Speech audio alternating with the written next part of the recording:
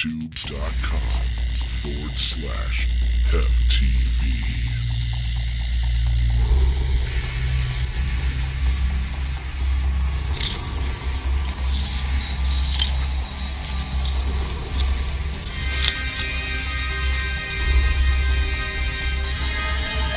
This ain't a goddamn field trip, people. This is a fucking war!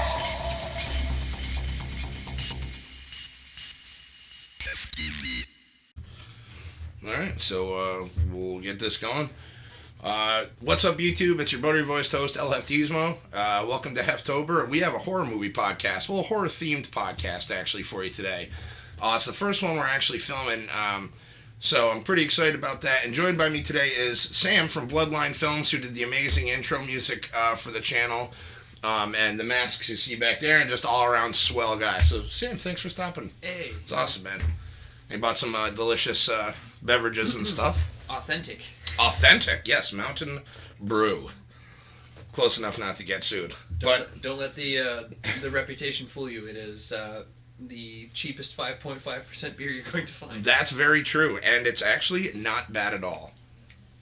Especially when it's cold. Yes, warm beer is drinkable, but rather it be cold. So what's going on, man? How is everything? It's I've been struggling to keep up with some of the stuff I want to keep up with, and work does that, but gotta rake in the stuff and handle the things that need handling. But I've been letting my theater going experiences slack a little bit because there's some stuff that's been coming out and I haven't been able to really see some of it. What in particular? What's the last one you saw in the theaters? What was the last movie I saw in the theaters? It's been a while, and it's embarrassing. I can't remember. Did you see it? Chapter 2? Yeah, you know what? Yeah, that's one. That I think that is the last one. Okay. And she's going to be mad at me. I didn't remember because we went and saw the first one together, and then it was. I think they came out roughly the same part of the year. So yeah. It would be a pseudo anniversary-esque kind of thing to have gone and see the second one, so we did. And that was good, and I enjoyed it. It was. I think they knew that the part of the story with the adults is inherently a little bit less good, so they leaned into the humor a little bit more, and I'm okay with that. I wish they used a little less CGI, but I agree. I liked the CGI in part 1. Part 2, and I know Tui liked it, but the old lady was a little too cartoony for me. That was really the only one that kind of took me out of it. Yeah, I mean, as much as giant plastic Paul Bunyan was giant plastic what it was. Yeah, I forgot about that one.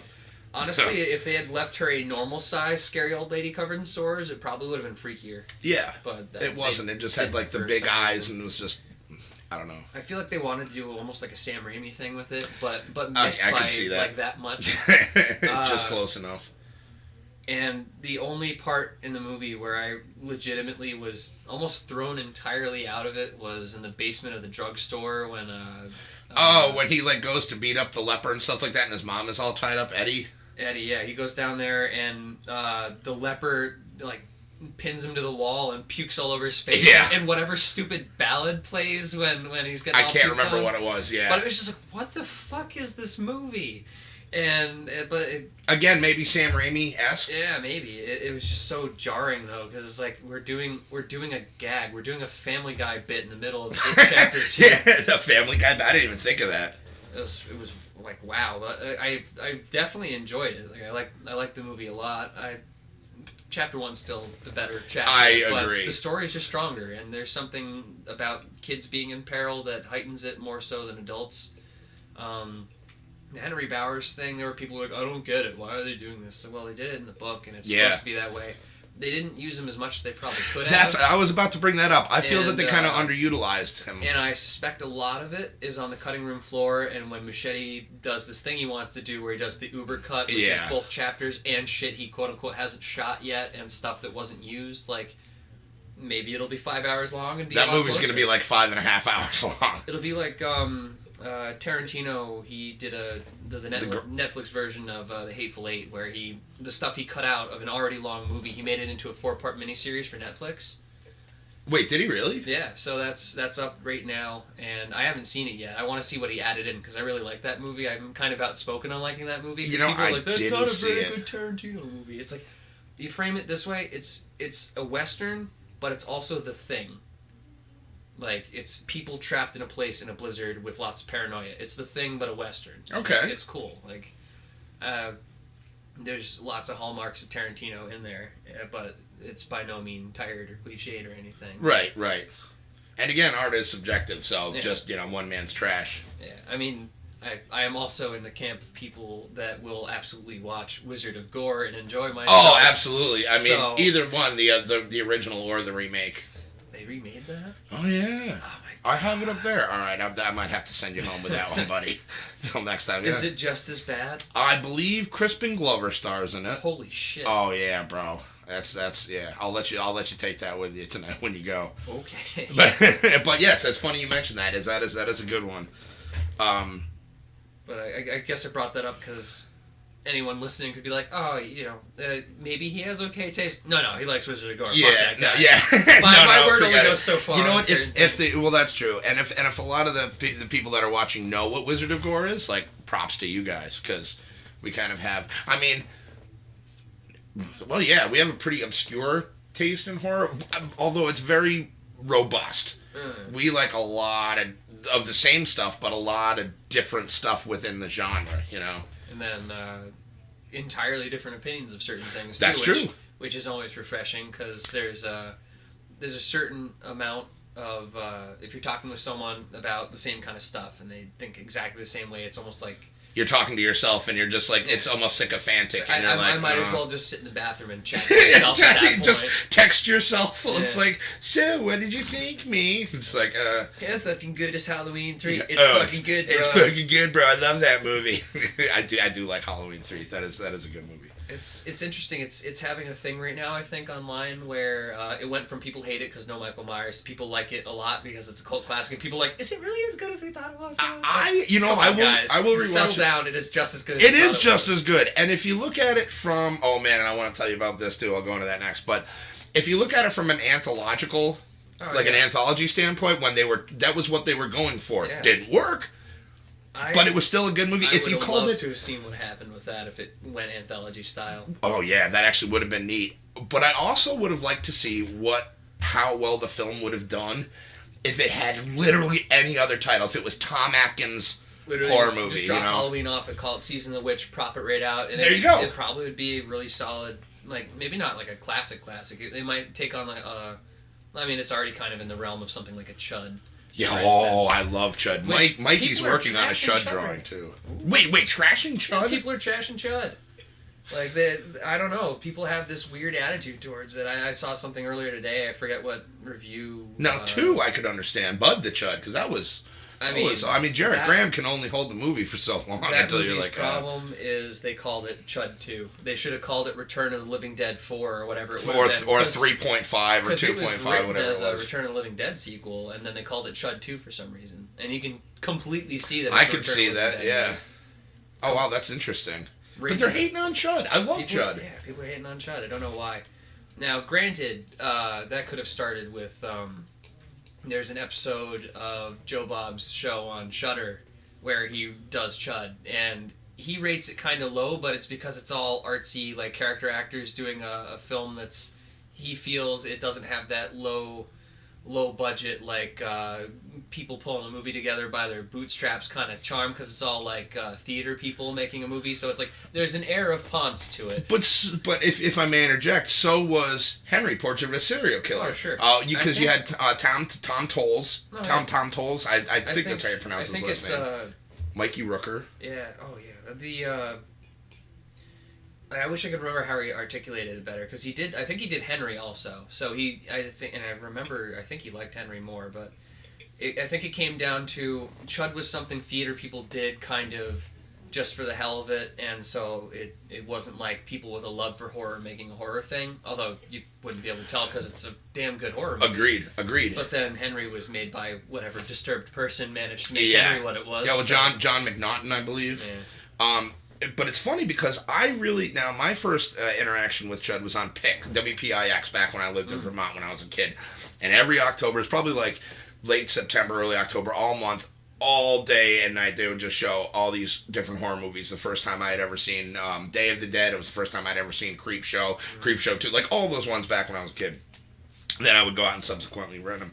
But I saw Chud and I was like, the movie just looks grimy. It's in the 80s in New York City when it was clearly not the cleanest of places, and it just it deals with homeless people, and you think homeless subterranean people in the 80s in New York City, and you just like I need a shower now, and then you throw like Chuds into the mix. It's toxic waste, some explosions, like come on, and John Goodman. Come on. All right, anybody that hates that movie is wrong. Yeah, I said it. It's like I can't wrap my head around it. It's like I can understand like if you're coming from kind of where Joe Bob is, where it's like there's a certain level of like he's a diehard Texas Chainsaw guy. It's like he's a Texan, so the best movie ever made is Texas Chainsaw Massacre, and he knows everything about it. He wrote like a 13,000 word dissertation on it or something like that. It's like the dude loves him some Texas Chainsaw Massacre. And he loves the spirit that went into making it and all this stuff. And I guess it just came down to the mentality for him. It was the people were a little too uptown for him. Okay. He didn't say it was bad. He's just like, I don't really. And he did have his cameo in part 2 that hit the editing floor from Texas I have Chainsaw. yet to see that clip. I've been trying to find it. I have it I on. assume it's on a DVD. Yeah, it's on the something. DVD. I tried to I'll find it on show you. YouTube. I was shocked it didn't resurface when he did. Really? Yeah. Huh. Yeah, I'll definitely have to show you that too. Yeah, that's insane. Let's see, the last one I saw in theaters was, well, horror-wise, I think, was It Chapter 2, which I really liked. And again, you brought up The Thing earlier, and I just have to mention it, like, when Stan's head is on the things, I'm like, this is obviously an homage to The Thing. Right down to and Rob having... I cannot remember the character or the actor's name right now. Bill Hader. Bill Hader, yeah. They literally have him do the same line. You've got to be fucking kidding. Mm-hmm. And it was like... Thank you. Yeah. You're looking around and there's like, nobody knows. Turn to the lady friend. They just did The Thing. They did The Thing. Which was great. And I thought that was a good movie. There's a lot going on. I just watched the first episode of the Shudder series Creep Show last night. Oh. Let me tell you how awesome this thing is. Oh, is the Shudder working again? No, it's on a site that I use. Oh, okay. I'm sorry, I didn't mean to get you excited there. I was like, no, I guess I could try it again. I contacted their people. They were like, oh, yeah, it's still active through Apple. It's like, no, it's not. I canceled it through Apple. We need to figure this out. Yeah, like soon. Are you still getting charged for it? No. That's the thing. It's like I haven't paid for it. It's not working, and I definitely am not using it through Apple. Can't I just use it through the website again? Yeah, can I hang out? Well, we'll see. Yeah. Jeez. But, so they did Stephen King's Grey Matter, which I almost, shit myself when I saw that. Oh, was that with the Dollhouse? Yes, the one with the dollhouse. Yeah, that was the second part. Yeah, we actually watched that. I just remember that we watched that. That's funny. That was super cool because the first one was neat, but I think the second one was stronger. See, I liked the first one. That was one of my favorite Stephen King stories from. I believe it was from Night Shift or. I think it is Night Shift. Is it from Night? Because that man, I remember reading that when I was a kid and just being like shitting myself. Oh, I'll take care of that for you, Billy. And I always had in the back of my head that if I was gonna do a Stephen King short, that would be the one. So after Tui and I had watched, oh boy, what did we watch last night? Parents. Wait, no, did we watch? What the hell did we watch last night? And so we're on like night number 8 of like 31 for 31 tonight. I can't remember what the heck's last night was, but at any rate. Watched that, and then we did a double creature feature, so we ended up watching the first episode of Creep Show, and when that came on, dude, I think Dewey had probably had about enough of me, because I was like, twirling in my chair, and I was like, and loving on it. And I thought they did it really well. The ending's a bit different than the story. The second one was super creepy. With the doll. The head. Yeah, the head was super creepy. Pretty gross looking. Like, yeah. And then when it's, no, you can't be out here. Puts it back. Yeah, and puts it out, and it's like life-sized. And I'm just like, yeah. And then, everything about it is like, it's really, really good stuff. I am excited to see where it goes. I am too. There's episode 2 that's up. I haven't watched yet, but I have a feeling that will be watched. That, and then 3 will be up, tomorrow, I guess? It probably. What's tomorrow, Wednesday? Tomorrow, quote unquote, depending on when you're listening or watching. That's true. That's very true. And at the very least, tomorrow being Wednesday, American Horror Story 1984 will be on, which I don't know if you've caught any of that yet. I'm aware of it. I haven't managed because I simply do not have cable, but fair enough. There are ways to watch these things, and I will, because I think they suckered me back into trying to watch the show again, because they shook me off a few seasons back with the Roanoke thing, because they were doing the actual story, but then they were doing the documentary style talking heads, like a haunting and wherever style show thing. Which was an interesting gimmick, but I missed an episode, and then I was just completely fucking lost. Yeah, and that was one of those seasons too, where if you missed one, so you were gonna have. And I was like, all right, well, I guess I'll do this one later, and then the one after that was, I think, like the election one, and I was. I didn't even finish with that. I could not get. It's like I saw part of one episode, and it was like, so some of this feels like The Purge, but some of this just like I want to vomit because I'm so sick to death of all the politics stuff. Yeah, that was a big turnoff for me. I may not ever watch that series, that season. And then the one after that was like an apocalypse thing, I guess, with the Antichrist. That was okay. It was okay. I mean, it was definitely better than the politic-y one. Yeah.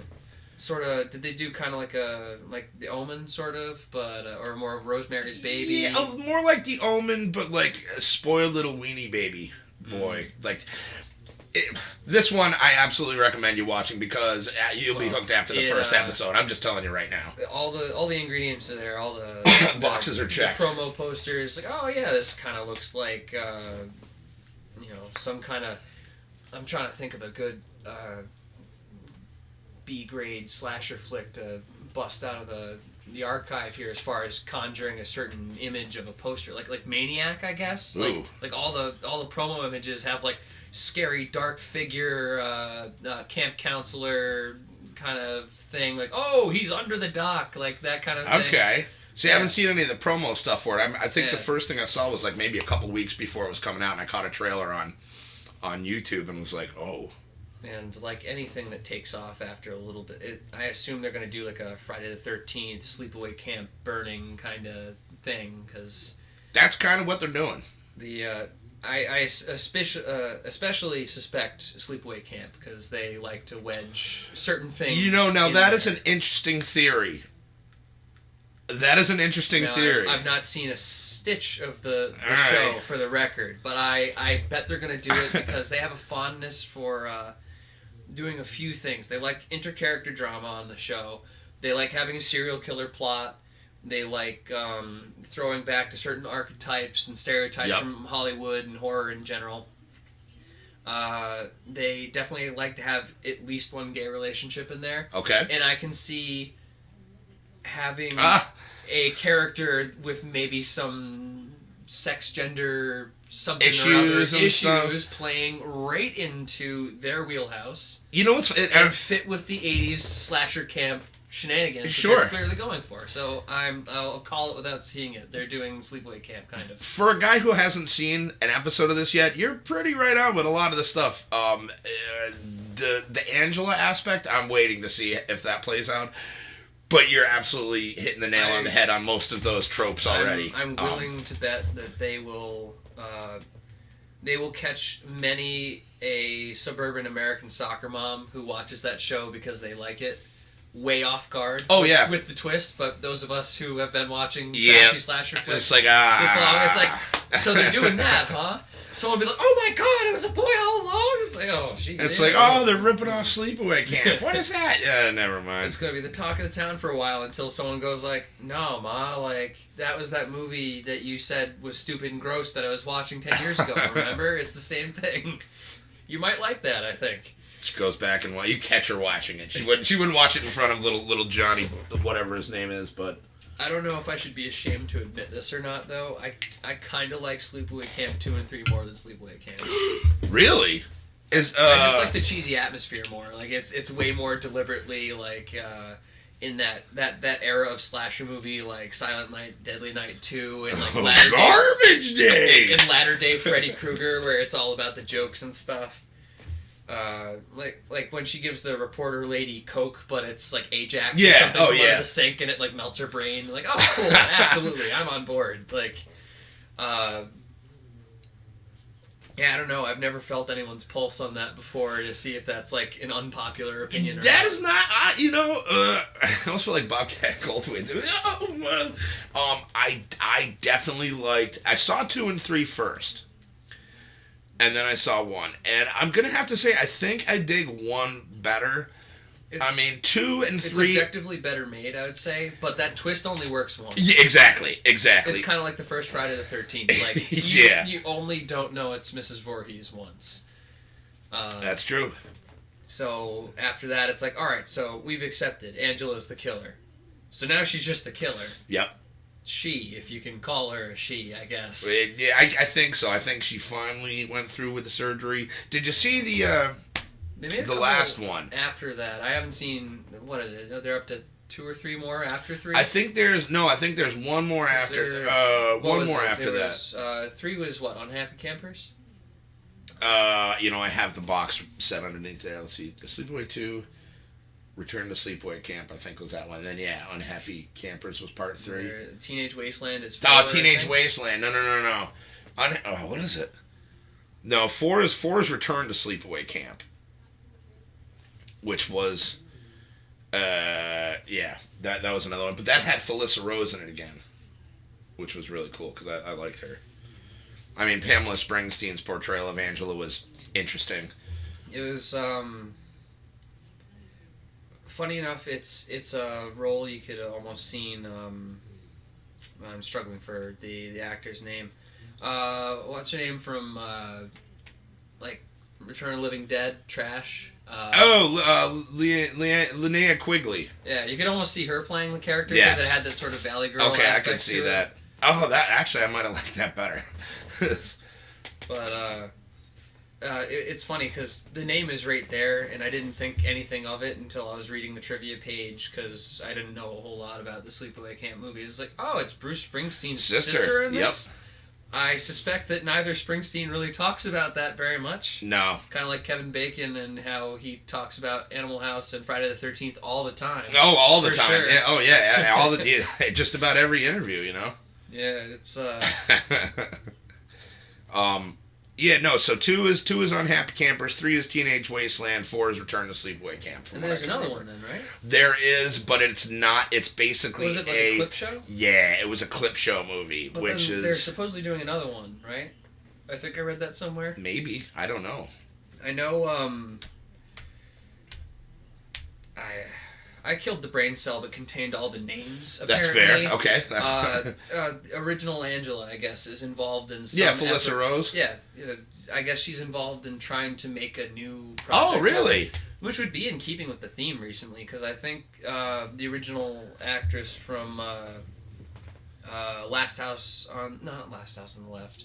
I Spit on Your Grave. Oh, okay. I think she's directing, maybe I saw in that. A direct sequel to I Spit on Your Grave. Yep, which I'm not sure if that's out yet or not, or if it's done. I remember hearing about that for sure. I just know that's a thing that's happening. It's like, okay, cool. So we're gonna dig out all the old movies, some especially weird, uncomfortable movies, and we're gonna try and bring them into the new age. It's like, all right, I'm game. If you could make a Halloween movie that is going to ignore everything and just be like, hey, it's more Halloween. Like, all right, sure. Let's do some more. Fuck it. Let's do The Burning 2. No, I wouldn't mind seeing a remake of The Burning if they did it right. Would be interesting, but at this point, you're more likely to see a direct sequel bunches of years later. I don't remember. Did George Costanza die in that movie? Yes. Oh, yeah. I believe he did die. I want to say he did die. Because I can't remember. That's one I don't Because I tell you, own, but that'd be a need. selling point these days. Hey, we're going to make a sequel to the slasher movie you never heard of, and Jason Alexander, George Costanza's in it. I would love that. Reprising his role. He could have the because he had hair in that movie. Yeah, he did. I didn't think that. I thought that dude was like the principal in Back to the Future. The dude just never had hair. Oh, he completely had hair. I assume it fell out immediately after that movie. Yeah, when he realized when he saw it, he was like, oh. Then along comes Jerry Seinfeld. Something I did not know about that movie until recently is, I don't know if it was both of them. It probably was. That movie was written by Bob and Harvey Weinstein. That was one of their first film projects. Yes, I seem to recall that. Which would be a far more inspiring Hollywood story, minus the end chapter of that. Yeah. It's like, oh yeah, a bunch of guys that made a shitty horror movie, and then before you knew it, they were the heads of a successful studio, cranking out Oscar-winning films. The train of thought. Definitely not having a jump cut edit in here. Nope, no jump cut edits. You were talking about the Weinsteins, yeah, and then they're just cranking out all just these Oscar-winning shit, and then redefined what it was to campaign for an Oscar. The reason that the Academy, they don't even have to go to a theater to see these things. They make screeners, send it to people's houses. That's part of their idea. It's like, all right, well, the movie you're most familiar with, you're more likely to vote for in theory. So if like Kirk Douglas, I assume he's on the Academy voting thing. I would think so. At 100 years old, it's like, if he doesn't want to leave the house, fine, shit, send him a copy of the tape. He can watch it at home. Wow. And that'll put that movie a leg up over every other movie. But now every movie does that. But it was a game changer at the time. Huh. Not that The Burning, the movie we started talking about in the first place, was ever at any risk of getting an Oscar. No. But yeah, that was something I thought was interesting. It's like, damn, in a different timeline, that would be a very interesting factoid. That's very true. That would be equivalent to if Sean S. Cunningham wound up being the head of Paramount. Yeah, Paramount, I guess. That'd be ironic, right? Yeah, that'd be all kinds of six age of shit right there. Jesus. They got Paramount would have kept the license, I guess, at that point. Yeah, probably. They gotta figure that shit out. Yes, they do. It's funny. There's a video that I've shot, but I have not edited the rest of the way yet. My intention was to put it out the day after Friday the 13th. Okay. And that was the gag. But we were late for that, so I've decided I'm going to repurpose it into a not very biting commentary on the lawsuit. Oh, nice. Are you going to put it on the channel? Oh, yeah, it'll be on the channel. Nice. And you're still in the process of making that whole thing happen. Yeah, right? basically, I've got the clips cut together. I don't think I'm going to go too heavy on the audio mix, because I'm going to let Harry Manfredini carry me along in that. Okay. And then I got to do a little bit of color correction stuff in some of the shots and slap it up, basically. But nice. It'll be fun. It's for all 26 people that watched my other video. I was one of them. Yeah. I was one of them. It's decidedly less serious than that one, which I don't mean to boast, but I think I did pretty good on that one. Yeah, that was real good. That was the barn one, right? Yeah. That was awesome. Well, the barn makes another appearance because it's a good looking barn. It is a good looking barn. This one is a little bit more in line with a video I put up on.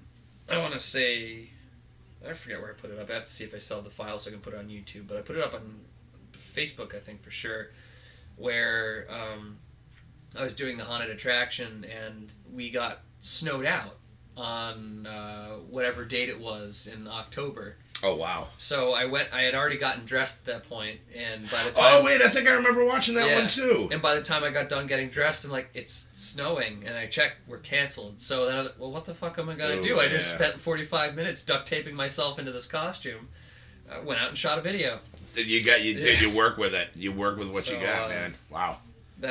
So I guess I go... funny, serious. I alternate with my Friday the 13th videos. But establishing a pattern, which is good. At least people know what to look forward to next. I just hope the Never Hike Alone guys aren't ashamed of me for going towards comedy this time. Oh, and you know what's... No, I doubt it. Because they... I don't know if they explicitly watched my video, but they did like the post I made about my video on Twitter once. Really? Yeah. Oh, that's really cool. Yeah, that was pretty. It was. I tagged them and like someone else because there's like 2 groups that are working on like a lot of like high dollar Friday the 13th fan films right now. Oh, like wow. they're second or they've got a whole slate of them, by the way. Those Oh, guys. I know. Yeah, there's like there's Never Hike in the Snow or something like that. I think that's the next one coming. And then, There's Friday the 13th Vengeance, which I know premiered not too long ago. Yeah, I still have to see that one. There's another one too. Like there's shitloads of them. Yeah. Like there were some good ones before, but there has never been a better time to watch Friday the 13th fan films than exactly right now. That's true, because you know what? In most cases, they're probably going to end up being better than anything that Hollywood would shit out at this point anyway. I gotta say, I am very partial to another kind of funnier take on it. The one the Cinemasochist did. What the hell did he call that thing? Friday the 13th Repetition. And yeah, I remember that one. It's the goofiest thing. I love it. Like, Jason makes Toxic Avenger sounds, and they do some callback gags to like. That's who did that? Oh yeah. That's He's funny. in it even. I'm gonna have to go back and watch that. I haven't watched that one in a while, but that's really funny you say that. I did not know that was him. Oh yeah, and he still cranks out a video now and then. I'm glad to see him back. Another guy who's back that I'm glad to see back is Blinky. Chris R. Notario. Oh, he's been ripping for years. He did one that was the night Michael was captured, and I have mixed feelings on the video. There's a lot of them. I'm like, it's neat. Like it's an interesting idea. Like I'll give him credit for going some places that most people would be like, oh, you can't do that. You're going against the Bible basically of Halloween if you do this. Like no, he's not afraid to go there.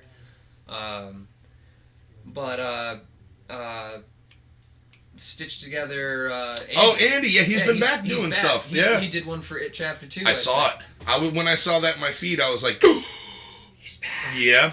And he even addressed it great. Like, it's perfect fucking thing. Like, of course, he beat me to the punch because I was like debating doing review videos. But my whole thing was going to be, I'm going to see how many people I can cheaply rip off, like very blatantly. Yeah. So if you're familiar with them, you'll be like, oh, now he's doing Evil Andy and Good Andy. Oh, now he's doing Dr. Wolfula. Oh, now he's doing this guy, that guy. I was like going to try to get the gimmicks down. Oh, that's mix great. Some other stupid shit. I probably still will at some point. And hope that no one gets mad. No, I think if they did, they'd have to be very, very poor sports. Yeah. But you're touching on all the good ones, man. Wolfula's been crushing it so far. Oh yeah. I absolutely loved seeing Andy back. Oh yeah. I remember when I first discovered him, and like I just went through and watched all the Boots to reboots. I think and, you put him on, put me onto him too. Like, was that? I couldn't remember. Pretty sure. It's so great though. I mean, what a great like storyteller. And then he had Dr. Odd Coitus there, which I always loved. Dr. Odd Coitus. And it was really well done. And one that actually we don't, and not a lot of people that know about, just judging by his sub count of views, is Phaelus. He's a Canadian cat who I've been watching for years. And he used to do Phaelus at the movies, and he would do like these really funny. He wasn't like a horror guy, but he would do like mostly horror stuff, and he's kind of a grating voice, but he's really funny. I'll show you him sometime, but he's one that's been doing movies a little more recently. But it's nice seeing this resurgence, you know.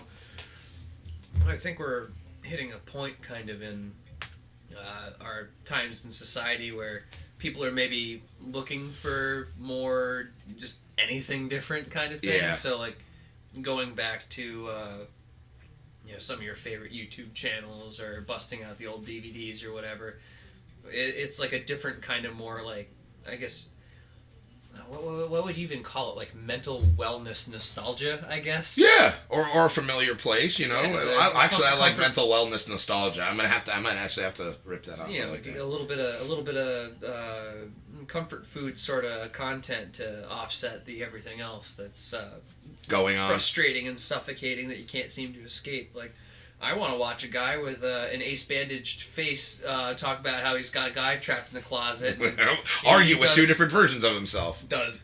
Argue with himself 3 times over and talk about how he's, the last time we did this, we ate a brick of meth and stole a car and like all this stuff. It's like, yeah, no, I'm down for that. Like semi-episodic reviews of garbage cinema, essentially. Like it's that have an overall narrative to it. Yeah. No, it's a great storytelling device, man. It's cool. But again, you can't get away with as much on YouTube anymore as you were able to back when Andy was doing. You can. It's just the algorithm will not favor you on this day. There's a guy actually who I'm amazed the algorithm picked him up because his channel's Shredmaster Scott. Okay. And he does mostly music and music theory and metal stuff. Ooh, okay. But I guess he just managed to hop on the train at the exact right time with one video because it was the video title is, and I'm going to paraphrase because I don't remember exactly what it's called, but it's something to the effect of what would Bach sound like if he did Slayer? Ooh. And so he goes through this principle of classical music that Bach was really known for, which I guess is called point-counterpoint theory. Okay. And so he shows, like, all right, well, if this is your riff and it's in this key and scale, you can flip it. There's the normal version, which is like prime, and then there's inverse, which is prime backwards. There's prime retrograde, which is instead of if the notes go up, the notes go down in equal intervals, and then there's inverse retrograde. And you combine those four things together in different ways, and you have essentially... he usually constructs them, and I don't know how these things mean these things. I'm basically regurgitating sounds like a parrot. Fair enough. I do that on a daily basis. There's a style, I guess, of writing in classical music called a fugue, and toccata and fugues in D minor. Yeah, so that's again Bach. Yeah, that is Bach. He does that shit all the time, and so he will make a short fugue, and he'll either do it with programmed classical instruments or he'll play it on guitar, and he'll do these arrangements where. Oh, like the main riff from Crazy Train? Yeah, you're going to hear that upside down backwards and flipped around and shit, but layered in a way where it goes and flows like a classical Interesting, piece. Okay. And he just popped up on my feed one day, but this is a guy who is like, I'm Shredmaster Scott, welcome to the channel, and he'll like make frequent titties jokes. And it's like he can do that thing where he makes his the pecs, the pecs. It's like, classic titties. And he wears like a Viking hat and says weird stuff, and it's like, I think he'd get demonetized, but he got pumped directly into my main page. Yeah, it was incredible. Actually, I'm gonna have to check that out. Like off camera, but super I'm cool. Like even if you don't really, and I don't really fully grasp like some of the musical stuff that he talks about, but when he presents it to you at the end, it's like, oh shit, like I had no idea he could do that. Like, and you can actually listen to it at the end? Oh yeah, like whether he does it on the guitar or if he does it in the program, the end of each episode is the piece of music that he's like that. Yeah. Okay, I really like that. Like, he will explain how it works, he'll walk you through it, he'll show you each piece, and then he'll be like, alright, so we put this one up here, we made this one the low part, and blah blah blah, and you see it goes this way, this way, this way. That's how people explain sex to me. just like that, too. Upside down, inside out, backwards. These things, one goes up here. I'm still confused. Don't put your tongue there. Yeah, do put your tongue there, but don't, like, I don't, I'm still confused. I'm sorry. Don't use icy hot. Yeah, do it unless on certain. No, you know what? Don't use icy hot. That's probably a bad idea. But yeah, I guess you can get away with it on YouTube. It's just your shit's not going to get pushed. Yeah, is the moral of the story. Which is fine. And again, we've talked about this on the podcast a bunch of times. But one of the great things about being a small channel, I've only got a couple hundred subs. Is that the algorithm really, and especially since they're not monetized, they really don't pay any attention to us. They kind of let us do what we're going to do. They changed the rules for monetization, too. Yes, they did. I remember way back in the day, I made my channel, and I got an email at one point. It's like, hey, you want to be part of the YouTube partnership program? That's what they called it. Yeah. Oh, they still call it that, yeah. And you can put ads on your stuff, but you can't have any copyrighted content. They had that rule back then. And everything I had on the channel at the time had copyrighted content, so I had no original stuff. It's like, all right, so we're just going to wait until I make something that's not that way to try and get some ad revenue. But now they changed like the actual ad revenue portion of it, and I haven't kept up with it. All I know is I don't have enough viewers. Basically, now you need at least 1,000 subscribers, and you need at least 4,000 hours of view time in the last year. Yeah, I definitely don't have. Yeah, neither do I. And again, like, My most viewed videos are 2 clips from that '70s show. Really? Yeah, I was. So it's like not even your stuff. It's yeah, like I was one of those robber barons. It's like, oh, this clip is funny. Yeah, I'm gonna put that on my channel. Oh, And that's it's like, funny. Like 30,000 views a piece or something like that. It's literally just 2 scenes of Kelso going burn. Because I use them as reactions on the horror boards. If someone, that's funny. someone roasted someone, I'd post it and burn, burn, burn. And that's actually almost worth more than the. That's pretty funny. So that was the whole purpose of it. But those got way more views than anything else. And of course, back then you could clickbait something by calling something super epic something. Yeah. And one of those is titled that. So that's crazy. Yeah. See, because I just I was really proud of myself. My Social Blade letter grade. I mean, it's just basically to make me feel better that I'm actually doing something. Went from like a D+ to I'm at a C right now. Nice. Which is cool because I was at like a D. I was at like a D-, then went to like a D+, and I was so proud of that. I'm like, that's better than my actual school grades. Like, how do you Social Blade? Like, I've never. It's all based on. It's all like analytics from your YouTube channel. Like, so where do you go to see that? Socialblade.com. Oh, okay. And then you just type in in BloodlineFilms. Yeah. No, you just type in BloodlineFilms, or I type in HefTV, and it brings it up. So my estimated yearly earnings are, it's like 3 cents to like $4 or something like that a year, because it'll give you like if your videos were monetized, how much each one is. And I'm not a numbers guy. My brother is, and I'd really like him to. But basically, I see that grade there, and I'm like, I'm gonna put you right on the fridge, and then my phone never sticks to the fridge. Yeah, I'm assuming if I checked mine, it'd be like an F+, and I fucking owe them money. Well, you owe them. Let's actually see. Let's check here real quick. And why don't you talk while I'm looking this up, Sammy? Or I'm such a chatty fellow. you are a chatty Cathy. Weirdly, went on the spot. Like, what do I? what do I? What do I hem and haw my way through now? Dude, hemming and hawing is great. I love hemming and hawing. Let's see, Social Blade. Are you working on any good masks? I mean, if you want to show that one off real quick.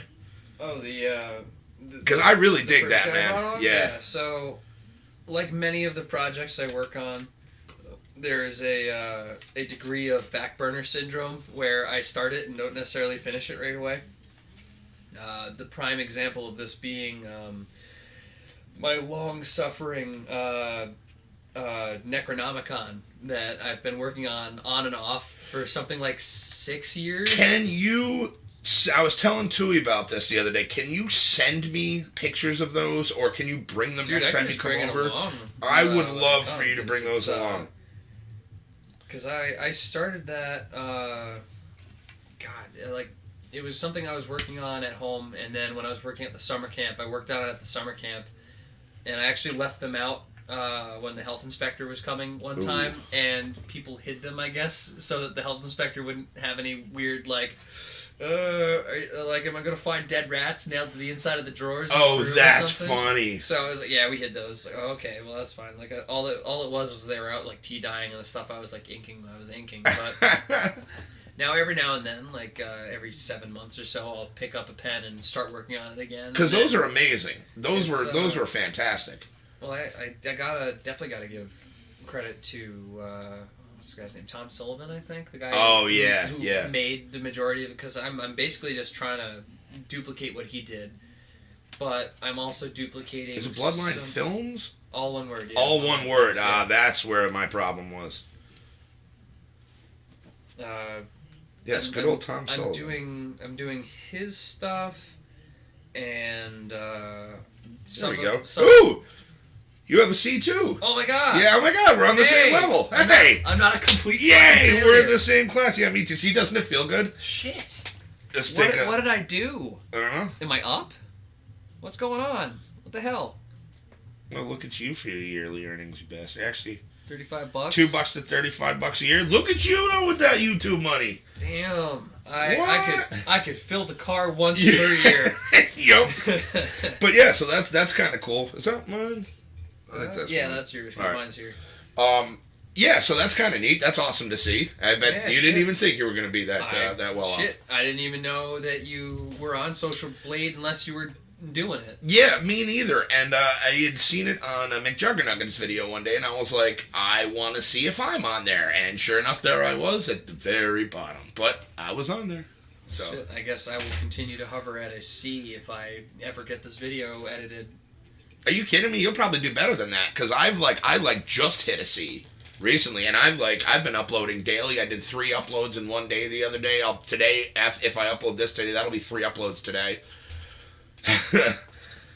I assume I'm just soaking up views still with those 70 show That could be exactly what that is. That could completely be That it. could be I have exactly. neglected my channel. Like I don't post anything regularly. Half the shit is blocked in several countries for copyright stuff. Yep. The audio replaced 2 of my videos.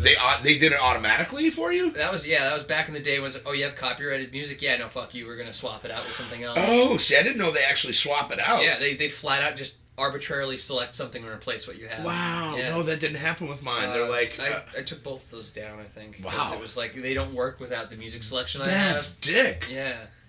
It probably if I still had the files, if I re-uploaded them now, they'd probably just be monetized. They give you an option now. If you get stuff, like you can switch out the audio track, but they give you the option. They don't do it for you. I don't care because at the end of the day, they still automatically like, oh, we've identified a clip of this, so all of your ad revenue is going to whoever owns the copyright. Yep. And it's like, sure, Which is why I'm okay, glad I'm not monetized, because you could go ahead and collect all the no revenue and bring it in. Fine. You know, it's like if Kiss wants my 0.002% of a penny that I would have not gotten from that, sure, fine, whatever. Like, just don't fuck with my video.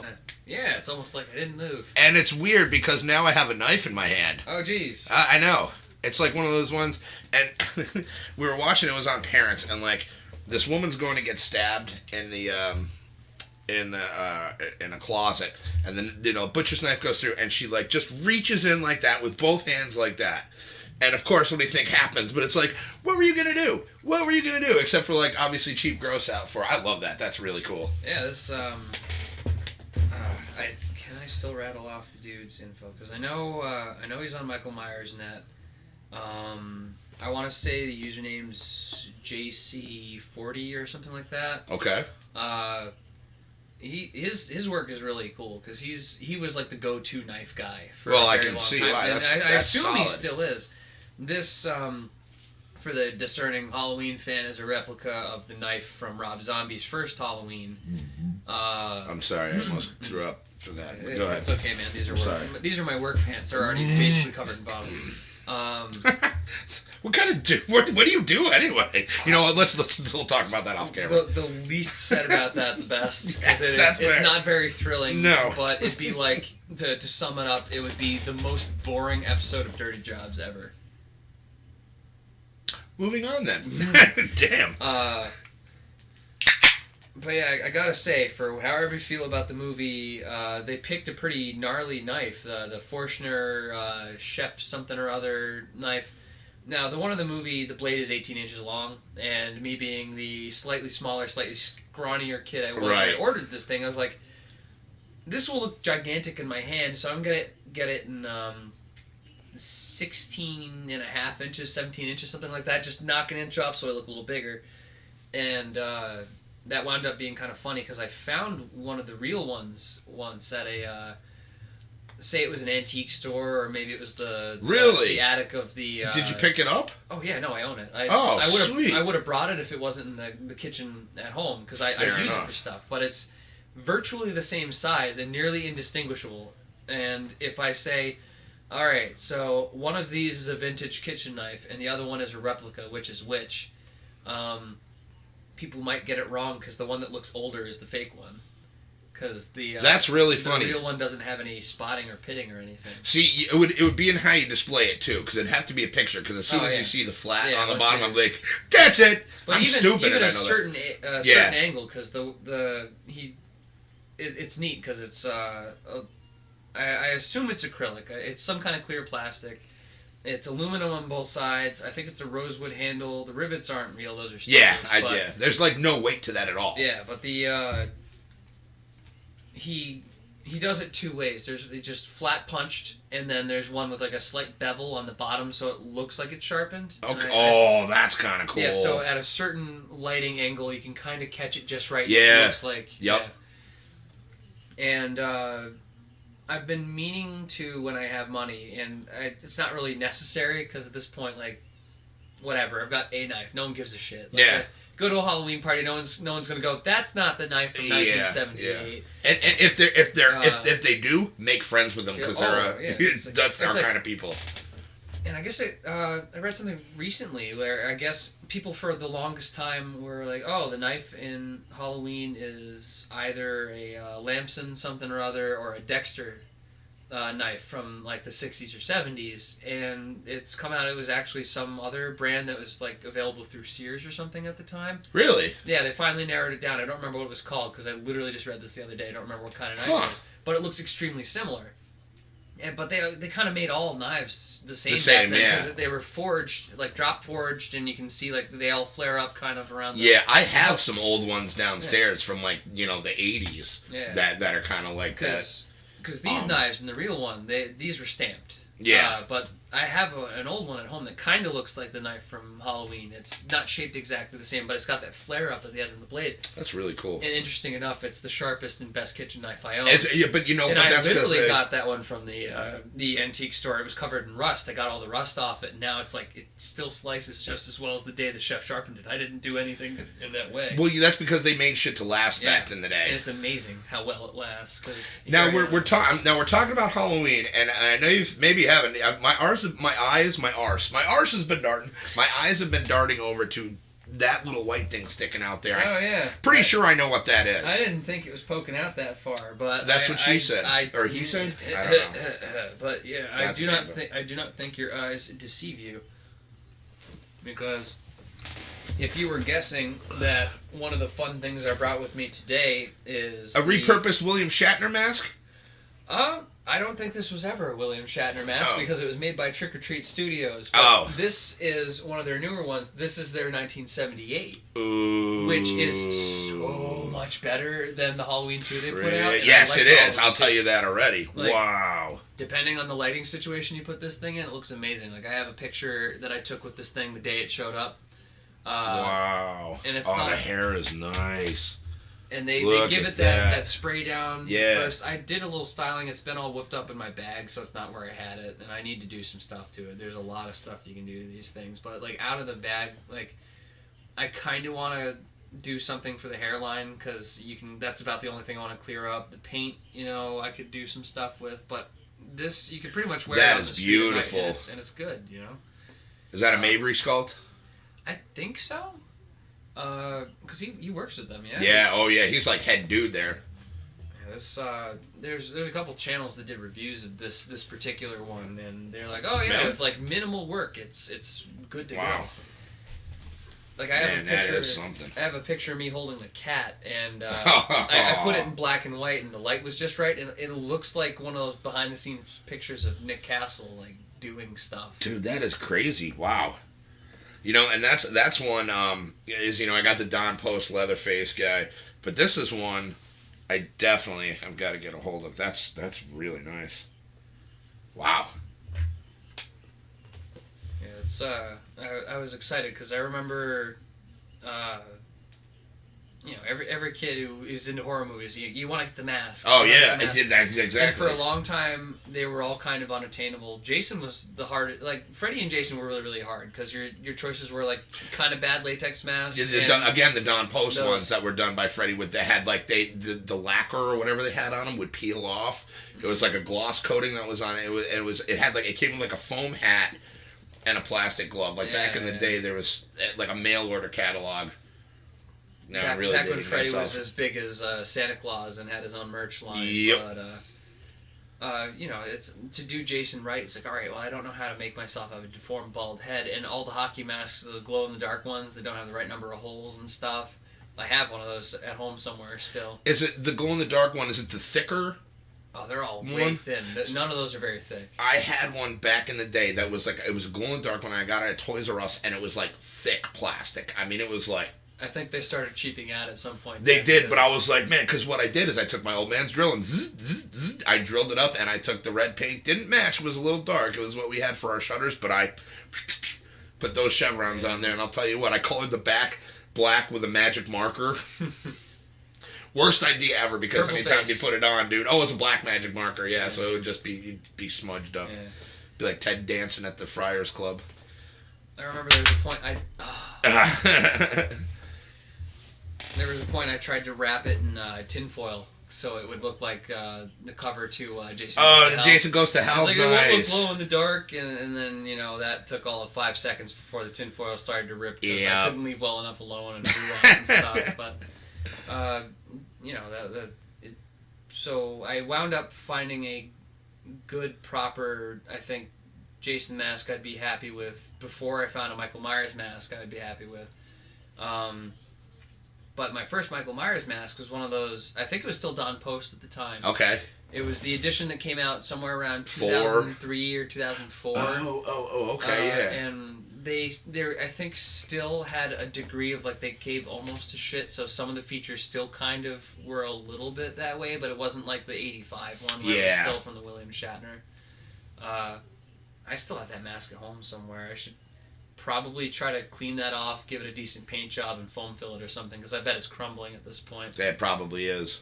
Because I bought that well over 10 years ago at this point. Wow. And I did not take it. Yeah, that's like that one, man. I bought that one 15 years ago. Something like that. Yeah. But, I mean, I bet you if I took that down and, like, I mean, it's literally been hanging on the wall for that long. It's been used, I think, a couple times for Halloween purposes, well, but then when fine. Like part of it's just like exposure to skin oil. So if you only wore it a couple times, then it could be totally okay. I'm sure it is. It's super dusty. Otherwise, I'd take it down. Sure, it looks cool, but you take that down, it's got. I had to actually dust it. I mean, you see how dusty this fucking room is, bro. Definitely know the feeling on that. Yeah. But it was, I think, the first Michael Myers mask I got that was any kind of worth anything. It was 2007, 2008, and it was a replica of the one from Rob Zombie's movies, but it was one done before. I don't know if it was done before the movie came out necessarily. It was by a studio called Jack in the Box, I think. Okay. I don't remember who ran that. I want to say a guy named Tyler or something sculpted the mask, but it looked pretty good. Like, it still does. I repainted it at one point, so the paint's a little bit better, but it certain angles look really good, and certain angles it looks really awful. Yeah, you're like, yeah. But I had that one, and that would be the last time I would really dive into it until a few years ago when Trick or Treat came out with their Halloween 2, and I was like, well, if they're got this thing with Universal, and Universal has 2 and 3, this is the closest I'm ever going to get to a good mask, shy of shelling out $300. Got the 2. And it's good, and I did a little work on it because most videos I've seen, people have to do a little bit of love to it. They basically sprayed the face white, and they kind of did the weathering paint that they did on it. And I was like, all right, well, I gave it pretty much the same treatment they gave the real one back in the day, some actual white spray paint and a little bit of schmutz here and there, and nice. It looked pretty good. And I had to mess with the hair a little bit, but not too much. And then they came out with this one. I was like, if I had just waited. Because this one's better. That is nice. That's really nice. That's a good sculpt. Yeah, Trick or Treat. They got. I was perusing their catalog, man. They got some great stuff, dude. Real great stuff. I want to get their full set of Season of the Witch masks. Oh yeah. Because those are fun. Gotta get that. Gotta get my pumpkin action on and watch for the big giveaway at 9. Yes, and you have to make sure you watch the commercial, man. You have to make sure. It's right around the right time. Even though you might not want to. I mean, come on, everyone loves Everyone wants to, yeah. Turn it off. That was something that I guess me or I don't know how to grammatically say that right. The guys that did the newest Halloween and this jackass over here had in common was me. Oh. We worked references to Halloween 3 into our, I guess you could call it, Halloween fan films. That's true, because that's right. The kids, as Michael's walking down the street in the new one, they pass by and the Shamrock masks, and then in the 2 parts of the intended 3 parts of my bad Halloween fan film that I've completely abandoned because it's bad. I worked in Silver Shamrock references. So I was like, all right, well, clearly this rubber mask came from Silver Shamrock. That's great. Done deal. But then, was that the only one I did? Because I know I did that. And then in the second part, the commercial plays on TV for one of the characters briefly. Oh, that's great. Because back then, YouTube had length constrictions. So I had to kind of choppily edit it. I wanted to keep everything in. I was like, everything I shot, I really can't get away with cutting anything wholesale because then it won't make any sense. Yeah. But I need to cut something because it's too long for my allowed upload time.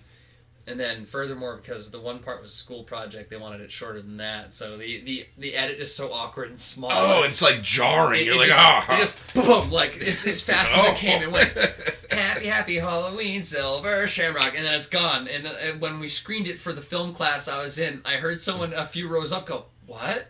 And I was like, "Damn it! I should have let it breathe."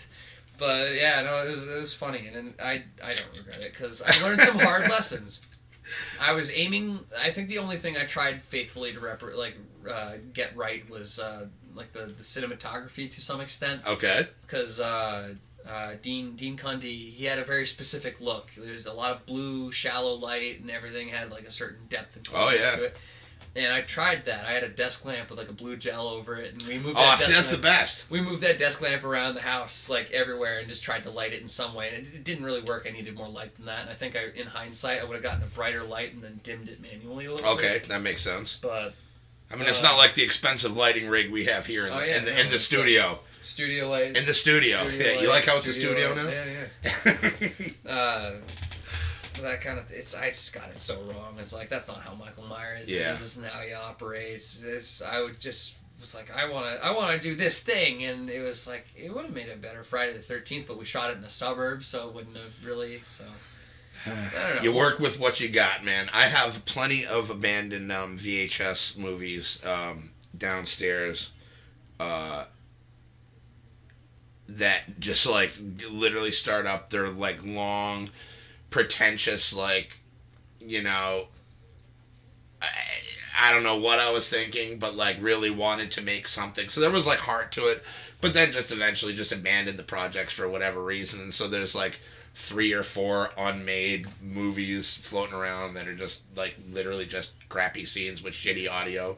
Because it's from a camcorder, and you know how the sound is on those. And I'm going to assume that you got excited about the exciting parts and shot those, and then a lot of substance was lacking, but a lot of the money shots are in there. Yeah, there's like and like money shots. There's like maybe one, and it was a lot of like. There's one in particular I'm thinking of. It's like it was like a long lead up to a very just payoff that like didn't really go anywhere, and I understand abandoned projects. Yeah. That was a very lengthy way of saying that.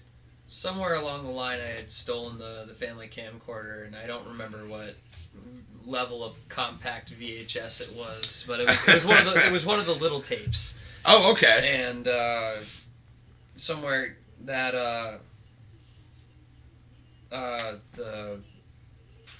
the glow in the dark bad hockey mask made an appearance. And nice. The only thing worth a shit was this character. We had him in a hockey mask and a green hoodie, and he was chasing the cameraman, so it was a little bit found footage, I guess. Okay. And we built a barricade that made no sense because it was on a porch, and it was made out of like lattice and scrap wood. And the strongest of woods. Oh, lattice. Yeah, and the killer had a pitchfork. And so the killer walks around, and then we swapped from my buddy who was wearing the mask initially to me, who was also in a green hooded thing, but mine was more of a zip-up jacket, and I didn't realize I left it unzipped and that it didn't match exactly. Nice. Who needs continuity? But because I knew how the wood thing was put together, I was the one that broke it, so I busted it with a pitchfork and walked through it. And that's as far as that project got, because we didn't shoot anything else. Because we were like, at least you had a stunt in yours. That was pretty cool. We have one. We had a stunt guy in ours. We had a really bad fake Shemp even. Oh, that's the. Oh, you used the correct term. Yeah. We have. There's one downstairs that we have that was actually Eddie and Tui, and a couple friends of ours shot back when they were in high school, and it was like freaking. The knife in it is live. It's a live butcher's knife, and like there's a scene where like. The killer is waiting around, like, the fence, like, a couple doors down, and, like, Tui has to come running around the corner blindly, and the knife is live, and it's in shot, and he has to tackle him with the knife and stuff, and it's just all this shit that just absolutely would not be able to, like, the, hardwood floors and socks with a live chainsaw and Last House on the Left, like, just you wouldn't be able to get away with that, and probably not the smartest of ideas, but... looking back in hindsight, what it was pretty funny. I watched that and I'm like, damn, you guys, there was a potential to get hurt in that, but you don't think very hard about the stuff. No, and that was the best part. Until either you get hurt or the cops show up and like, what? I don't know. What the fuck are you doing? I didn't realize the legs of the table would snap off and crush his legs. Yeah, Jeez, I know. We thought if we just kind of quickly ran him over, it wouldn't be so bad because the car wouldn't sit on him that long. The cop's like, I would have lost a bet on that too. I'm trying to. I don't think anyone ever got really badly hurt doing anything I was ever involved in, but we had a couple sort of dumb things. I was out shooting a video with a group for a film class thing, and I was in it. And I don't know that the clips still exist, because if they did, I would try to edit it together competently, because the guy that was supposed to do it, we shot the whole thing. We basically did his project for him. All I had to do was edit it together, and he just didn't. So, I don't know. But there's... You literally sit there. That's literally what you do, is you sit there and you just... I know. And I'm sorry, I don't mean to make editing sound that, because editing is an arduous task. It's a slog, but you just it's like no effort was made. It's like, oh, we shot an entire what could have been like a 15-20 minute good short horror film. All he came up with was essentially like a minute long trailer for said horror film. It's like, how did you? Why did you even? And most, that's not even our movie. What does that do? And most of it was like a tracking shot, because our one friend was working the camera. And the killer was coming down a hill, and this was in the woods, and it was wintertime, so it was kind of cool and scenic. And he's trying to find him with the camera. He lost him because he was zoomed in. Oh. So he kind of does this back and forth a few times until he finds him, and then he tracks him. So the shot was accidentally kind of cool. But you all right. And so that appeared in its near entirety in the thing that he cut together, and it was like. And that took up half the running time of it. You're just like, what the hell, guy? Like, is that an elbow? I don't know. But the outtake, it was there was a frozen stream we were crossing, and I take a step and wipe out and completely fucking land on the ice. Ooh.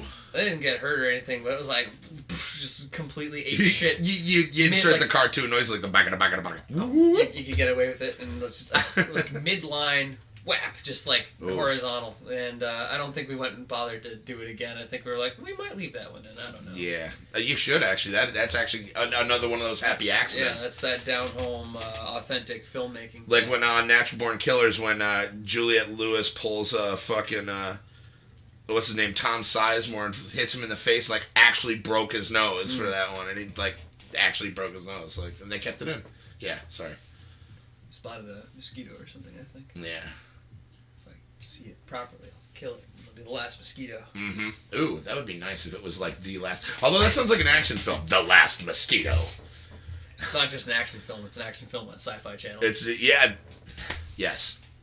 It's the long-awaited sequel to Mansquito. Oh God, is that an actual thing? Mansquito? I'm pretty sure that's a real movie, Mansquito. Ooh, that might have to get watched. That sounds awful enough to work. I saw part of it, and all I remember is something crashing into a cliff face above a train tunnel. Did you ever see Zombie Tidal Wave? Zombie Tidal Wave. It was the newest piece of shit from Sci-Fi. That sounds like someone saw Sharknado and tried to decide. It's Ian Zierling, who is, plays Finn in Sharknado, is not only the executive producer, but stars in it, of course. Good to know that he's Sci-Fi. got active work being, every man in natural disaster conflated with things within the thing. It's so, and I'll tell you, when I watched it, and you know me, I have a stomach for shit movies. I watched this, and my initial reaction was like, stick with Sharknadoes. Which is saying something. It was terrible. I forget how many Sharknadoes I bothered with. I watched all of them. It became a ritual here. Like, me and the guys every summer would watch it. And then it was over, and I was like, awesome. Nothing could ever... They'll bring them back someday. Maybe. Unless they're just going to go on with all these other different ones. There's two ways to look at it. Either they have that Roger Corman mentality, like, this one only made this much more. There will never be a Sharknado 8. But they could also be like, hey, it's time to go back to the well. Let's put some fucking sharks in some tornadoes. That's true. I mean, really, what else does the Sci-Fi Channel show on it anymore? I'm not sure. They don't really. Did you get it? It's dead. Oh! Well played. Wow. That was a good grab. That was a good grab. Wow. And we got it on camera, too. Shit, I mean, I should have showed it better. Nope, doesn't matter. I seen it. That's good enough. They saw it. You guys are good. Dead. I forgot they can actually watch this now. This is really cool. I've been neglecting it. I feel like... I haven't looked over at it once, but I think that it just feels more natural for me. Like, I mean, I'll go over to check, make sure my fat ass is still in here. I guess it's like they're sitting in the room kind of talking too. Yeah, they're just over in that corner where we don't care about them. It's funny, that kind of content, it's like there's two ways to take it. It's like some people are super into it. It's like, oh yeah, it's like I'm sitting with friends in a conversation, but some people, because they can't contribute to that conversation, it's like, I'm not really into that kind of thing, and I completely understand that. That's fair. No, I can too, and anybody, if you guys ever want to engage, comments down below, and of course, always appreciated, but absolutely never necessary. If you dig what we're doing, subscribe to the channel, like the videos, hit the notification bell, all that other shit that they just shoved down your throat that I will too now. And I got that whoring out of the way. That was good, right? That was rapid. It was like boom, boom, yeah. It's almost like I've done it before, right? No, that's crazy, man. I'm looking forward to how's the Jason playing going on the weekends. Oh, in case for everybody that doesn't know, sorry, you want to explain what that means? At the local haunted attraction, I've for the last how many years between now and 2012?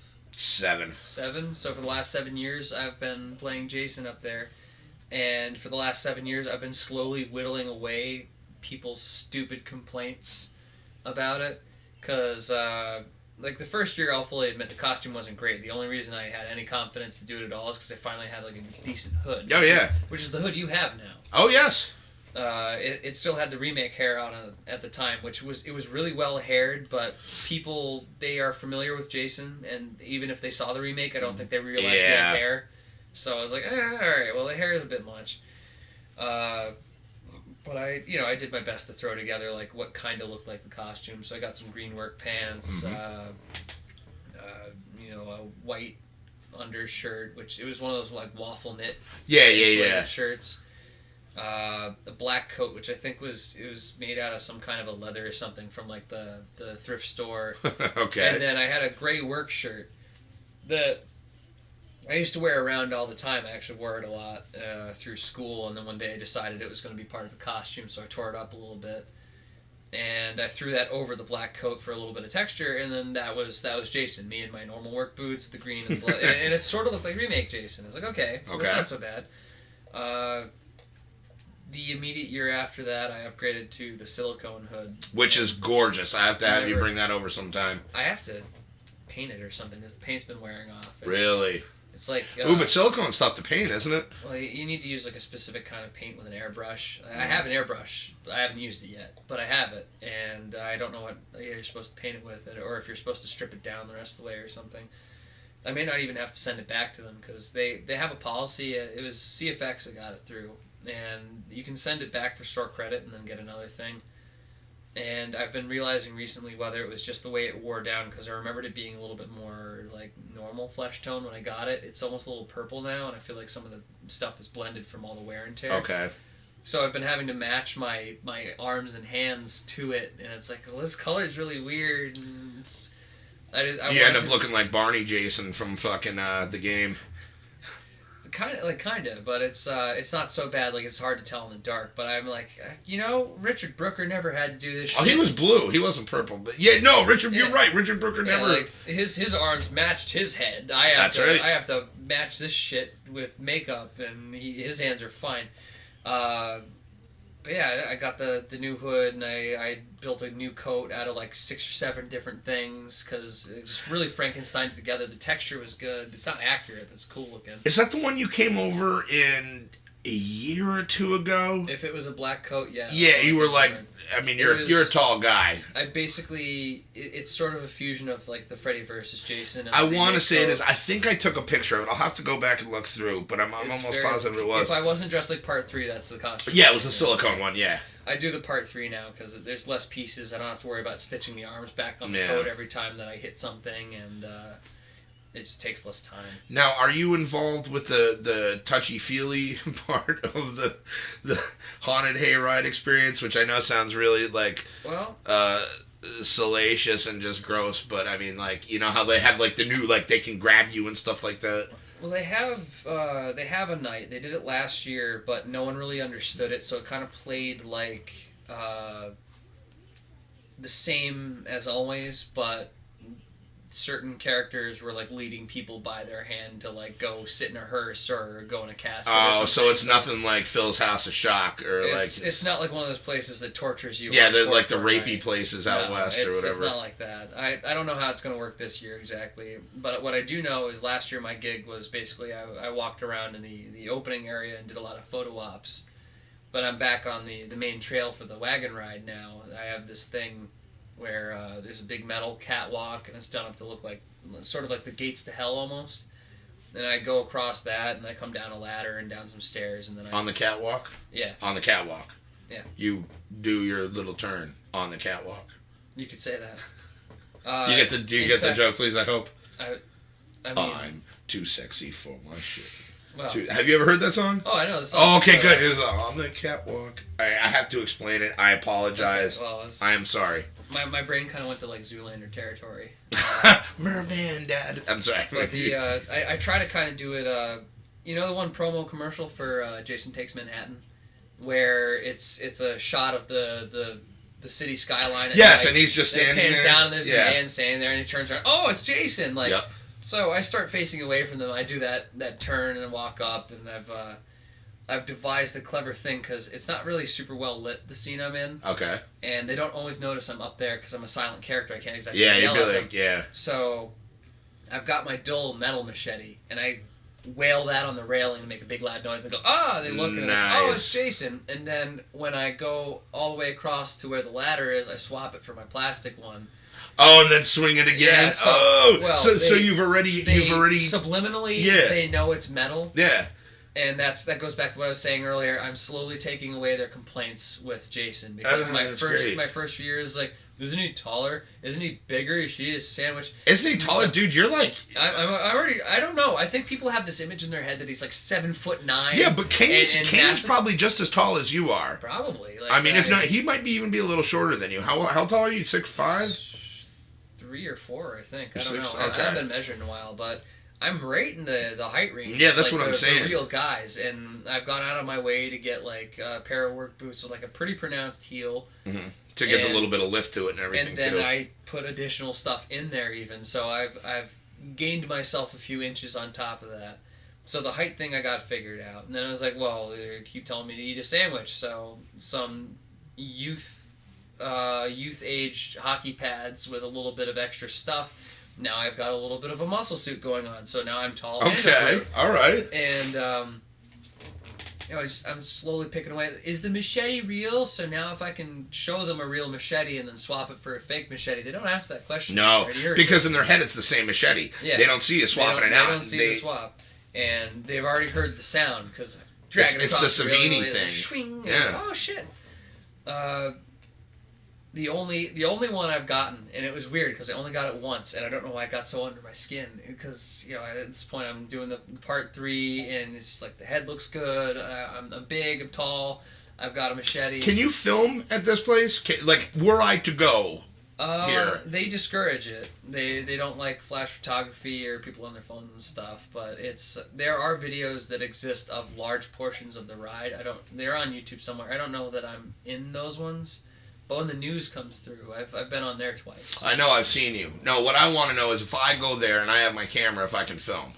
Probably not, it sounds like. If you okayed it with them ahead of time, and they may be okay with it, like it comes down because they don't want people just like dicking around taking pictures of stuff, being on their phones and stuff. But if you're there for like a legit purpose, like a walkthrough or something like that, like a walkthrough or some kind of promotional thing, they may be okay with that. Like I don't want to go through too much trouble because I'm super lazy. Yeah, they're reasonable. They're reasonable people, and I think the idea of free promotion is something that appeals. Well, that and I know a guy that works there. Yeah. But I forget what. Oh yeah, the one complaint was, and I don't get it really. The guy was like, look how small his hands are. It's like, ew. Is Wow. that- Is that a thing? Like, first of all, who's looking at Jason's hands? I don't know. I don't know why it came down to that, but I guess if I tackled every hurdle, Jason's tall enough, big enough, looks exactly like the movie. I'm aping Kane Hodder very hard. So anyone with even vague familiarity with the character's going, okay, so like I'm looking at him. If we're in a place His where hands? Really? That's like gotta be. I can't even. That's so superficial. Really? That is, I think, the thing that irked me the second most I've ever heard when I was in the costume. Wow. The first most was when that new Halloween movie came out. Yeah. Some kid managed to spoil the ending of the movie for me while I was in costume. No. Yeah. Because I had. Do tell, like what happened? So that was I guess it was last year then. Wasn't it? Yep, 2018. I was doing yep. walk around photo op stuff, and there's three kinds of people that come through. There's people that grew up on the Friday the 13th, I guess four. People that grew up on Friday the 13th movies love Jason, excited to see Jason. People who grew up on Friday the 13th movies are scared of Jason. This new batch that are young kids that are aware of him from like the video game and stuff, and they're amped or scared depending. And then there's your average like D-bag early teen kid who's like, I'm gonna mouth off and pretend I'm not scared. I'm so cool. Yeah, basically way too cool for school. Can't even just like enjoy his friends being scared. Gotta like, oh, I'm gonna chat up the monster. And I'm not breaking character or anything, but he's like, oh, where's Michael? And in fact, last year, for the first year in 17 or 18 years, the guy who played Michael Myers wasn't there at the hayride. Ooh. He had some health problems, I guess, so he missed that season. He's back this year. Now, this guy was really into him, from what I recall, right? Oh, yeah, no, he's super hardcore. He's been with the hayrides almost as long as they've been open. And a few years... This is the way I kind of remember. If he did last year, this would be his 18th year. Wow. A few years back, he had been doing it for 15 years, and I didn't have the money, but I was like, I want to go online and get him one of these from the guy, but like the 78 knife, because he's still using whatever knife he bought from like Halloween Hall back in the day. It's like this thick plastic with like the red colory cartoony blood on it. It's not too bad, but it's like it could be better. But it's not like this. Yeah, it's not like that at all. And my thought was, he's been Michael Myers for 15 years. He's been Michael Myers just as long as Michael Myers was locked up in Smith's Grove. This would make a cool gift for this guy, because every year without fail, he buys me some fucking Friday the 13th merch. Does he really? Yeah, he's a really weird dude, but he's a really nice dude. So I've got like a set of shot glasses. And, like those ones? Well, they're like the tall ones. Oh, like pint glasses? Like the shooters, I guess. They're not like those, right? No, it's like double shots. I love you guys can't see what I'm pointing to. So he got me some of those. I've got like a t-shirt somewhere. The really impressive one was he got me the box set with the tiny plastic hockey mask in it. No, did he really? Yeah, for real. And I'm just like, shit, like I need to get him this thing, but I'm consistently without money every time. What's the guy's name? First name. Well, that's the funny thing is I think his real name is Rob, but he's been playing Mike for so long, they just call him Mike at the hayrides. Well, Mike Rob, super shout out to you for taking care of Sam, buddy. That's really awesome. Wow. But yeah, he's back. He finally had to upgrade too, because he had the same mask I had from like 2004. It finally shit the bed on him, so he got one of those trick or treat ones. Twos. So it's a significant upgrade. Although, man, if you saw this, that's beautiful. That thing is beautiful. Dude, probably do a backflip if you saw that one, because that's like even more right on. I'm just gonna look at this again. But again, so what? This dude rolls up on you and spoils the end of the movie. Yeah, so I'm out there, I'm doing my walk arounds, and so, well, where's Michael? And I'm doing my thing, and the heavy breathing with the heaving chest and everything, just standing there staring him down, because usually they just walk away, like they're weirded out by like my persistence sometimes, even if they're not scared. It's like, oh yeah, I guess they did just burn him last weekend. And I was like, just stunned silence for a second, because I was, they put the soundtrack out. And, I got it because I was excited. It's new John Carpenter music. Oh, yeah. And I looked at some of the titles, and some, like, the last four tracks, so, like, The Shape Returns, The Shape is triumphant, something, and then The Shape Burns. It's like, is he seething with rage? I don't know. And then this kid's like, oh, he burned him. And it's like, Oh, you little bastard. They light him on fire again? And so I was like, fuck, well, I don't know what happens in the whole rest of this movie, but I guess he ends up on fire by the end of it. And it's like, oh, God damn it. The whole thing, I was pissed off. If it wasn't frowned upon in society, that kid would have gotten the most authentic Friday the 13th experience. I would have loved to have seen that go down. Oh, that's what we watched. So, are you familiar with the Hell House LLC movies? I'm aware there's 3 of them. I haven't seen any of them. Oh, okay. So we watched the 3rd one actually last night. That's what the hell we watched last night. I couldn't remember. Phenomenal. Those are movies that have started a kind of whole new subgenre for me. And I call them movies that make me pay more attention to the background than the foreground. And they're really good flicks. And it was funny because the 3rd one is a Shudder exclusive. And I'm like, oh, I miss Shudder. But it's cool because I'm able to see the stuff that's on there. There are ways to see this stuff. But so it was nice to see that. And then I saw it. It was great because it was the other day. I'm going to stray from the Hell House for just a second, but check them out. I absolutely recommend them. I will send you a link to a wonderful site. Have I not already? I will absolutely send that to you before you go. And I was looking on said site, and I'm looking at the horror section. I hadn't in a few, and fucking 3 from Hell was up. 2 episodes from Creepshow was up. There's a movie called Killer Sofa that I don't even want to watch, but we'll probably watch. Watched House Shark. Don't even know if I told you about that one, but stay clear of House Shark. I think I saw someone review House Shark.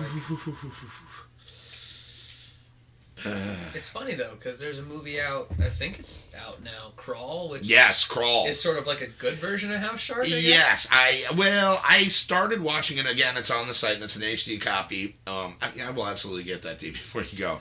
I did the trailer reaction video to it on the channel back in the day. I do want to see it because it is produced by Raimi and Tappert and those guys.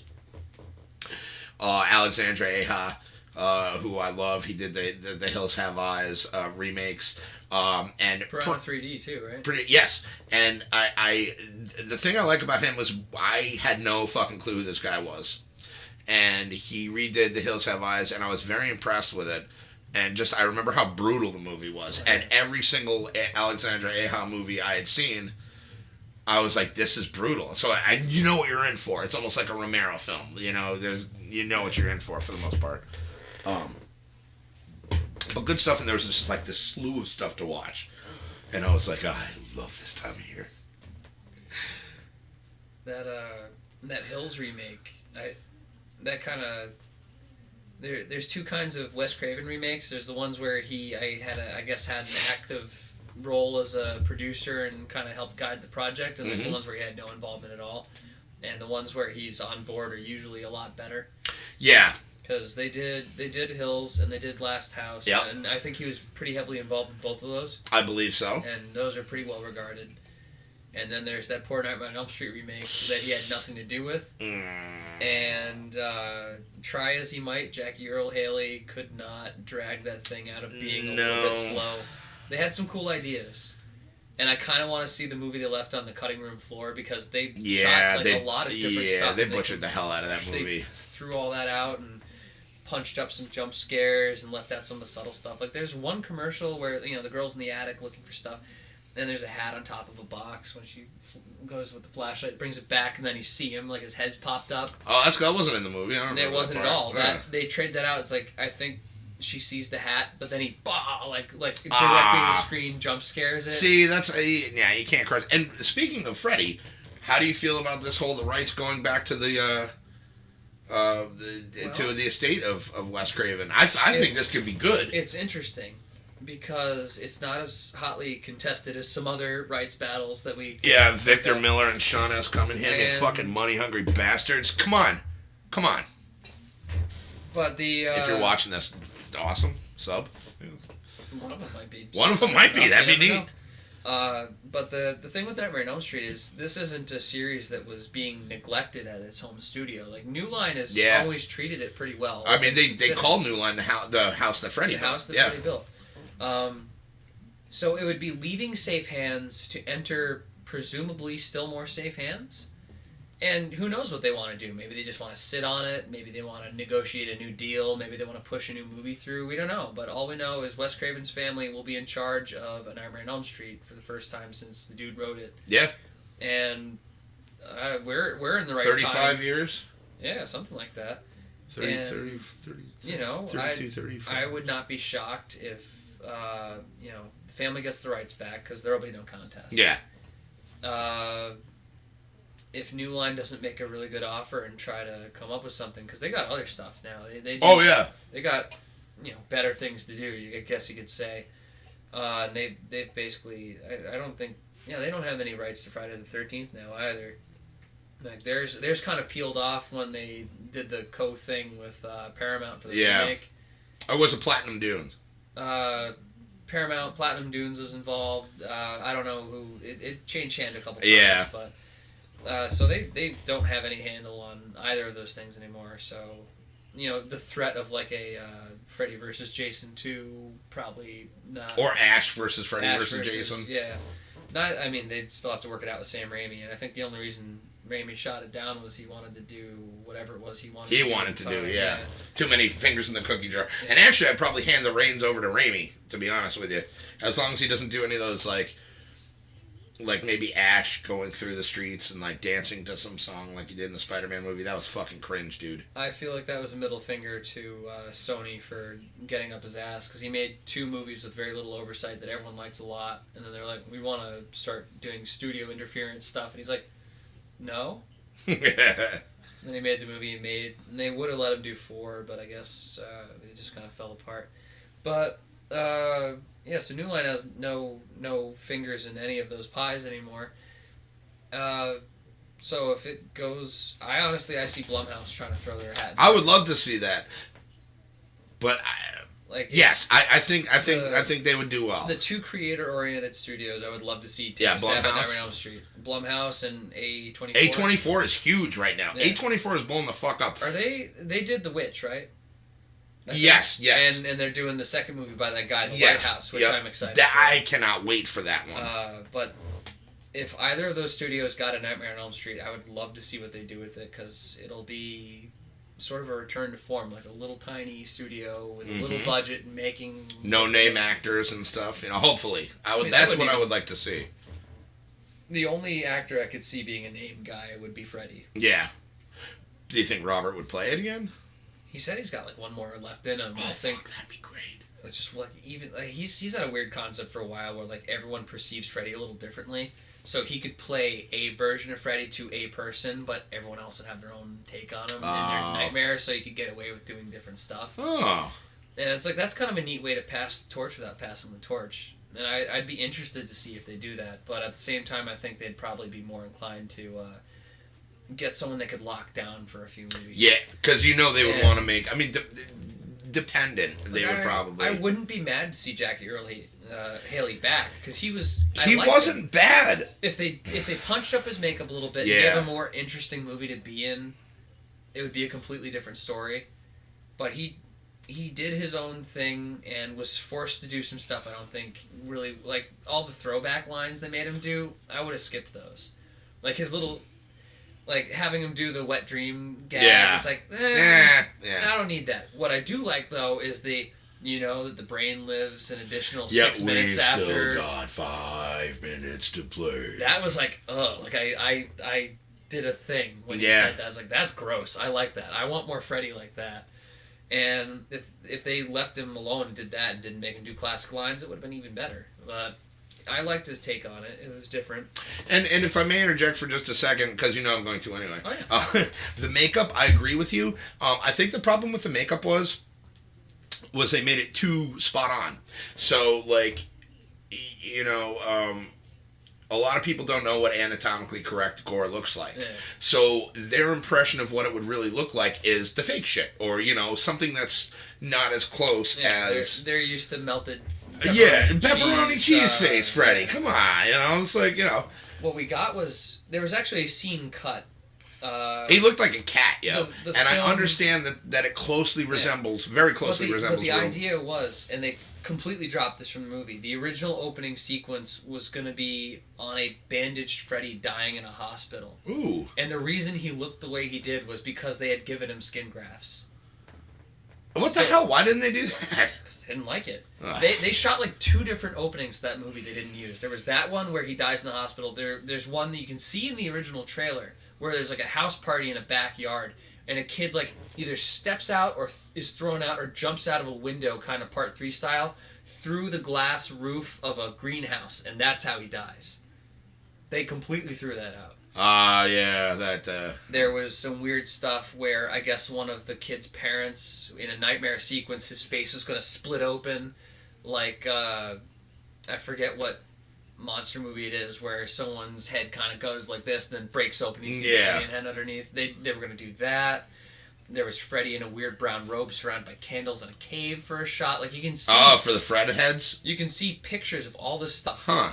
That they shot for this movie. They just chucked it all and made like a super generic horror movie. Like there was, and they didn't even include any of it on the DVD or anything. Not even remotely. Wow. And there was a point where it would have been a more interesting, more artsy movie. I think I probably would have enjoyed it more. Yeah. Like, the one bold choice I think stuck that they kept was the micronaps thing. That's true. I mean, but that would suck, though. That was a neat addition to the lore. With some clever editing as well. Oh, like, yeah. Between. Yeah. That scene in the drugstore. In the drugstore, it was really cool. I feel like there was like one other thing I was like really, really hyped about in that movie, and it's escaping me at the moment. And then, there was the little bit of to do where they dropped the he was a child murderer thing and just made him a molester. Yeah, and that was Wes Craven's original idea, was for him to be a molester. But they imply that he still molested them even when he killed them because they call him a filthy child murderer. And it's like, okay, so there's like an error of that in there. He's a little creepy and gross. But it's like, so why would he have a killer claw if he was just touching kids? Yeah. So if they made another movie, they could establish that wasn't the first town that he had been in, kind of thing. That would be actually kind of neat. And he escalated to killing the kids eventually. Like, that could have worked. And he could have explained the entire thing. It's like, oh, he wasn't just a toucher, and he had these claws because he was going to kill them eventually. Like, sure, I buy it. And again, I would go to see that movie. But that movie, it floundered, and it pretty much killed the momentum for every new Platinum Dunes remake, sequel. And I went to go see that shit in the theater too. I was super disappointed. It's like I don't hate it. It's just I can see where it had more potential, and it wasn't allowed to like spread its wings, and it's a bummer. And it probably was the reason Platinum Dunes didn't pull the trigger on Friday the 13th Part 2. Yeah, or a lot to do with it until, of course, the lawsuit comes they had borderline 10 years to get that shit figured out. Yeah. They had scripts, like Shannon and Swift wrote one. They even had the snow thing in there. Yep, but... there was another script I read that it was supposed to be more of a throwback. It was going to be a period piece set in the 80s. And it's like it was going to be a pretty okay Friday the 13th movie, and it kind of ends with the survivors making it to the outskirts of like the town, and then Jason shows up in the town and the police are there, and it plays kind of like that scene in Terminator where he shoots up the police station. Yeah, like he just bosses like 20 guys. Like that was going to be how that movie went. They didn't make that one either. Jesus, I feel missed opportunities all around.